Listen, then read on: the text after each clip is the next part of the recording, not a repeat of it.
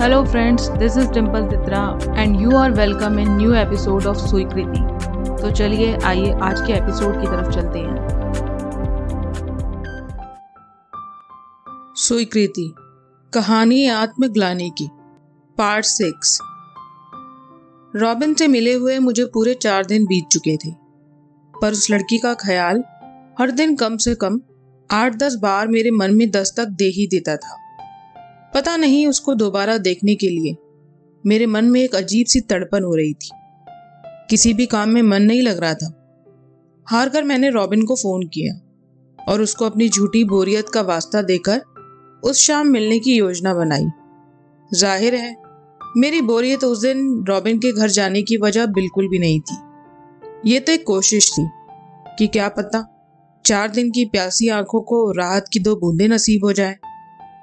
उस सुबह रॉबिन से हुई बात के बाद वो शाम 6 बजे तक का इंतजार इतना लंबा था कि जिसको बताना मुश्किल है। उस दिन बार बार मेरी नजर घड़ी की तरफ अटक जाती, जो कमबख्त आगे खिसकने का नाम ही नहीं ले रही थी। फिर दोपहर 2:30 बजे रॉबिन का अचानक फोन आया। यार विकी, आज हमारा मिलना नहीं हो पाएगा क्योंकि अभी अभी सिमरन का फोन आया है। उसके घर पर आज कोई नहीं है, तू समझ रहा है ना। रॉबिन ने कम शब्दों में अपनी बात समझाने की कोशिश की। हाँ यार, मैं बच्चा थोड़ी हूँ, सब समझता हूँ, कोई दिक्कत नहीं, जा तू मौज कर। मैंने इस ढंग से कहा कि उसको मेरी बात पर भरोसा हो जाए, उसको ये बिल्कुल ना लगे कि मुझे बुरा लगा। मगर मैंने मन ही मन यह भी फैसला कर लिया कि मैं अकेले ही उस समोसे की दुकान पर जाऊंगा, क्योंकि और इंतजार मेरे बस में नहीं था। फिर एक पल बाद ख्याल आया, अगर गलती से रॉबिन ने मुझे वहां अकेले देख लिया तो मैं उसे क्या जवाब दूंगा कि मैं वहां क्यों हूं। यही सोचकर मैंने अकेले जाने का फैसला रद्द कर दिया। रॉबिन से मिलने का, या यूं कहिए कि उस अनजान लड़की को निहारने का मौका रद्द होने पर मेरा मन बेचैन था, पर मैं अपने मन को यही कहकर सब्र दिला रहा था कि कोई बात नहीं, मैं कल मुलाकात का कोई ना कोई बहाना ढूंढ ही लूंगा।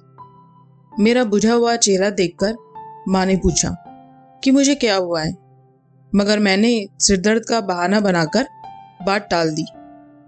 फिर शाम करीब 4 बजे मेरा फोन एक बार फिर बजा। स्क्रीन पर रॉबिन का नंबर देखते ही मेरे मन ने राहत की सांस ली, क्योंकि मुझे उम्मीद थी कि अब वो मिलने को तैयार होगा, तभी फोन कर रहा है। हेलो विक्की, तू शाम को आ जाना, क्योंकि सिमरन और मेरा प्लान रद्द हो गया है, उसने थोड़े उदास लहजे में कहा। बहुत बढ़िया, मैं उत्तेजित होकर बोल पड़ा। क्या? उसने उलझे हुए अंदाज में कहा। शायद उसके प्लान के रद्द होने पर वो मेरी खुशी की वजह समझ नहीं पाया होगा। उसे समझ नहीं आया होगा कि मैं ऐसा क्यों कह रहा हूं। फिर मैंने बात को संभालते हुए कहा, कुछ नहीं, मेरा मतलब है कि बढ़िया है, हम दोनों आज फिर से मिलेंगे। शाम को लगभग उसी समय हम दोनों समोसा स्टॉल पर पहुंच गए। मेरा मन लगातार इसी बहस में उलझा हुआ था कि वो आएगी या नहीं। हमने तब 2 समोसे और 2 चाय ली और वहीं पटरी पर बैठ गए। वैसे तू सिमरन से कैसे मिल पाता है, जबकि वो तो हर समय घर पर ही रहती है, मैंने पूछा और चाय की पहली चुस्की ली। यार, उसके परिवार वाले बहुत ही सख्त मिजाज है, बेचारी को मेरी वजह से कहीं आने जाने भी नहीं देती, घर के अंदर ही कैद करके रखा हुआ है। वो तो कभी कोई सहेली किसी बहाने से बाहर ले आए तो ही मौका मिल पाता है, उसने ढल्ला कर कहा। मैं लगातार रॉबिन से बात तो कर रहा था, पर साथ ही अनेकों विचार मेरे मन में घोड़े की तरह दौड़ रहे थे। जैसे आज वो आएगी या नहीं, वो यहाँ से रोज जाती होगी, क्या पता आज वो मेरे यहाँ आने से पहले ही चली गई हो, शायद वो दोबारा यहाँ आए ही ना, क्या पता वो इस कॉलोनी की हो ही ना, क्या पता वो खुद उस दिन यहाँ किसी से मिलने आई हो, और ना जाने कितने क्या पता उस शाम मेरे दिमाग को परेशान कर रहे थे। कुछ 8-10 मिनट बाद आखिर वो आ ही गई। मैंने फौरन घड़ी की तरफ देखा तो शाम के 7:10 का समय था। इत्तेफाकन समोसा भी खत्म हो गया, तो मैंने रॉबिन को एक और समोसा लाने को कहा ताकि वो कुछ देर के लिए समोसे वाले के साथ उलझ जाए और मैं उस जादूगरनी को कुछ देर सुकून से निहार सकूं। अगर अपने तजुर्बे से कहूं तो जितनी लड़कियां मैंने अब तक देखी थी उन सब से वो बिल्कुल अलग थी, एकदम सादा। आज वो गहरे गुलाबी कुर्ते और सफेद चूड़ीदार के साथ तो कुछ ज्यादा ही आकर्षक लग रही थी। गुलाबी रंग की झलक उसके चेहरे पर ऐसे पड़ रही थी जैसे चेहरे के अंदर से ही गुलाबी उजाला बाहर आ रहा हो। शाम की मध्यम रोशनी में भी मैं उसका जगमगाता चेहरा देख पा रहा था। मेरी आंखों ने उसका पीछा तब तक किया जब तक वो सड़क से ओझल ना हो गई। उस रात में अपने बिस्तर पर पड़ा हुआ करवटें बदलता रहा और उसके मासूम चेहरे को याद करता रहा। अपने तकिए को अपनी छाती और बाहों के बीच दबोचे मैं पता नहीं उस दिन किसके साथ होने के एहसास को महसूस कर रहा था। उसका दिलकश चेहरा बार बार मेरी आंखों के सामने आता और मुझे मंद मंद मुस्काने पर मजबूर कर देता। अगर कोई उस वक्त सामने खड़ा होकर मेरी हरकतें देखता तो मुझे जरूर पागल घोषित कर देता। कनाडा से आने के 3 हफ्ते बाद, हेलो विकी, कैसा है? अश्विन का फोन आया। अश्विन, बढ़िया हूँ यार, तू सुना? मैं भी बस बढ़िया। और अब तो बस हफ्ता ही बचा है जाने को, तो कब आ रहा है मेरे यहाँ? मैंने पूछा। यार, मैंने इसी बात के लिए तो फोन किया है। मेरा आना थोड़ा मुश्किल है। अब तो मुलाकात एयरपोर्ट पर ही होगी। उसने बड़े धीमे स्वर में ये बात कही। पर क्यों? मैं लगभग चीख कर बोला। आराम से, पहले मेरी बात तो सुन। यहाँ मेरे चाचा का लड़का एक लड़की से शादी करके अचानक ले आया है, तो बस इसी मुद्दे में यहाँ सब उलझ गए हैं। इसलिए मैं तुझे अब तक कोई फोन भी नहीं कर पाया। अब इनके रिसेप्शन पार्टी की तैयारी चल रही है। बेवकूफ रॉबिन, उसे भी यही करना चाहिए। मैं मुंह में बड़बड़ाया। कौन रॉबिन? किसकी बात कर रहा है? है मेरे स्कूल का दोस्त, उसकी छोड़, तू अपनी बात बता। शायद अब जो बात मैं तुझे बताने वाला हूँ वो तुझे ज्यादा हैरान कर देगी। एक ही फोन पर कितने झटके देगा? सुन तो, मेरे चाचा के बेटे की ये हरकत देखकर मेरे घर वालों को डर लग गया है कि कहीं मैं भी ऐसे किसी को लाकर ना बिठा दूं।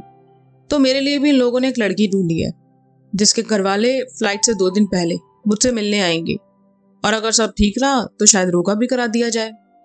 क्या? इतना सब कुछ अचानक? यार, तू कर लेगा ऐसी किसी अनजान लड़की से शादी?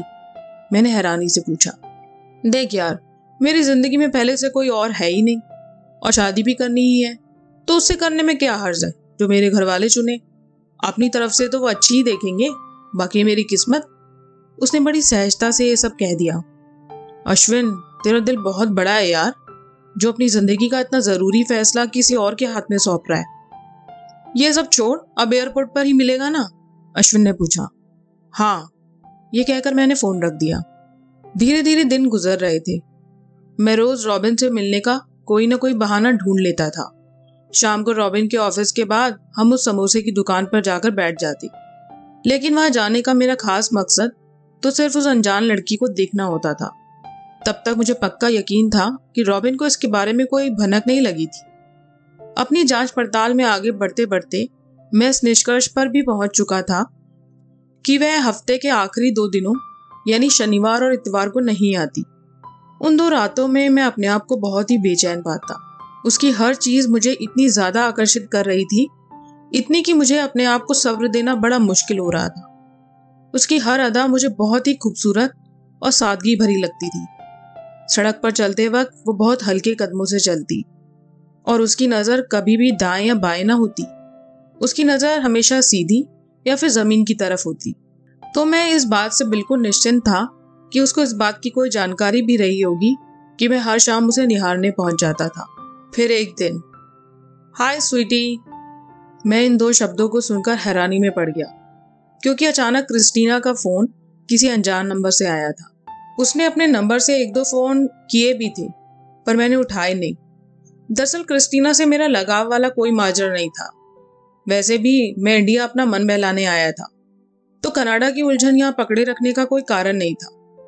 मगर उस दिन मैंने फोन उलझन में उठाया, क्योंकि मुझे उस नंबर के बारे में पहले से कोई जानकारी नहीं थी। शायद मुझे अगर यह बात पहले ही पता लग जाती कि ये क्रिस्टीना का फोन है, तो मैं फोन उठाता ही नहीं। अरे तुम, मैंने गड़बड़ाते हुए पूछा, कैसी हो? मैं तो अच्छी हूँ। मुझे लगा शायद तुम मुझे भूल ही गए, उसने मुझ पर ताना कसते हुए कहा।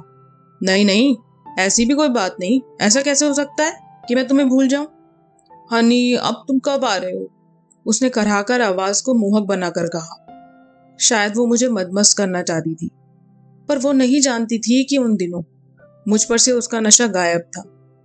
उस समय तो मैं किसी और नशे में डूबने की तैयारी कर रहा था। बहुत जल्दी, अब तो वैसे भी 1 हफ्ते की बात है, मैंने उसे तसल्ली देते हुए कहा। विक्की, तुम्हें पता है ना, तुम्हारे बिना मेरी एक रात भी नहीं कटती। ये पिछले हफ्ते मैंने कैसे काटे हैं ये मैं तुम्हें बता भी नहीं सकती। मुझसे अब और इंतजार नहीं होगा, तो इसलिए तुम जल्दी से जल्दी आओ। तुम्हारे साथ बिताई हुई रातें मुझे बहुत याद आती है।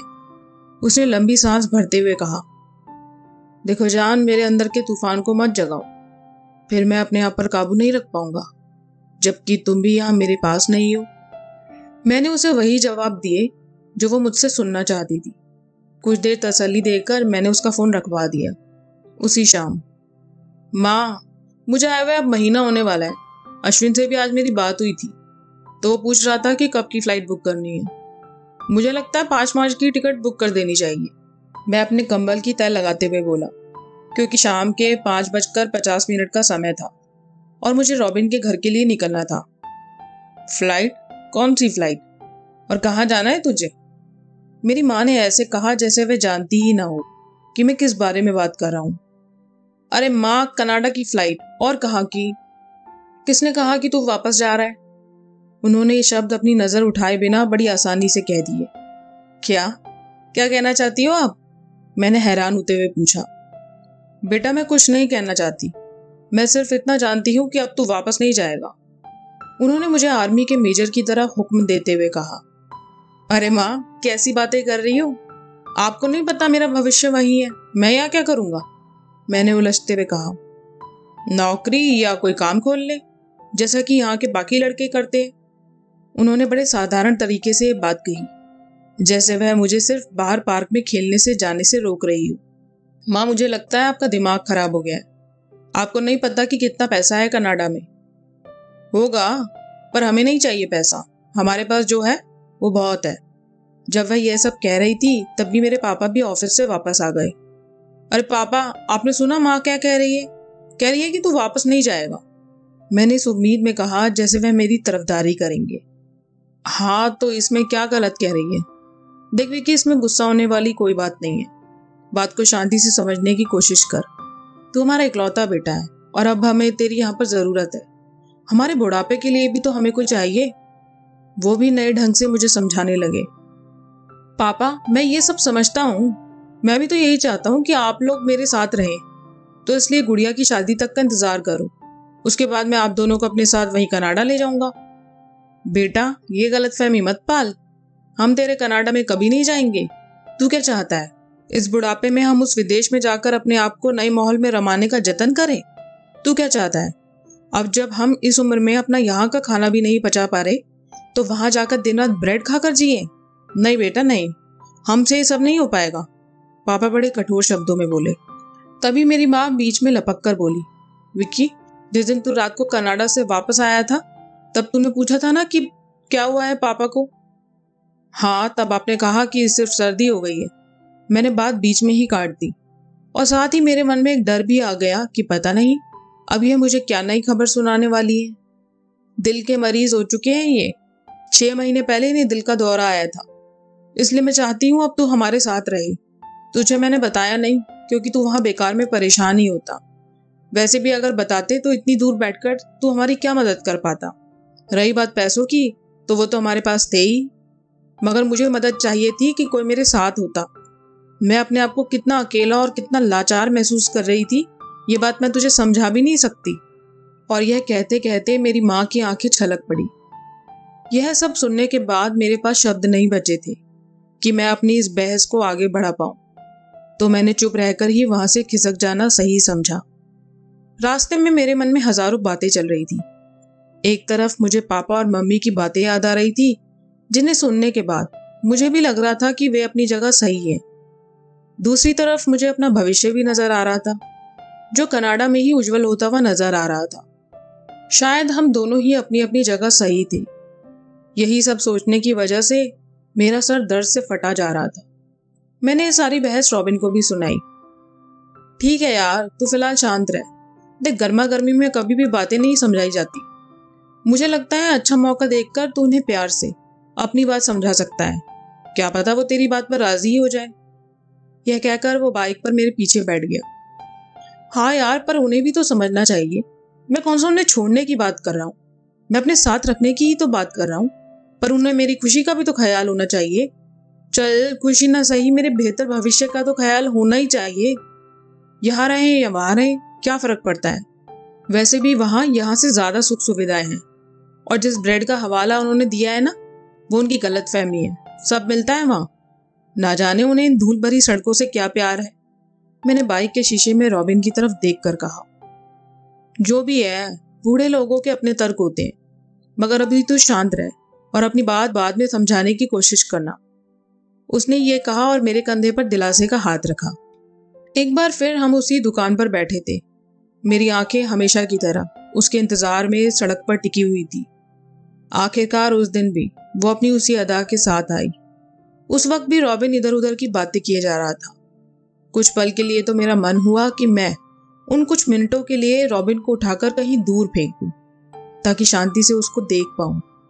उस दिन मेरे मन में उससे बात करने की इतनी तीव्र इच्छा हो रही थी कि ऐसा मन कर रहा था कि उठकर उसके सामने खड़ा हो जाऊं। पर ऐसा कर पाना संभव नहीं था, क्योंकि मैं नहीं जानता था कि मेरे इस रवैये पर वो बीच सड़क पर जाने क्या प्रतिक्रिया देगी। इसलिए मैंने दूर से बैठकर देखना ही सही समझा।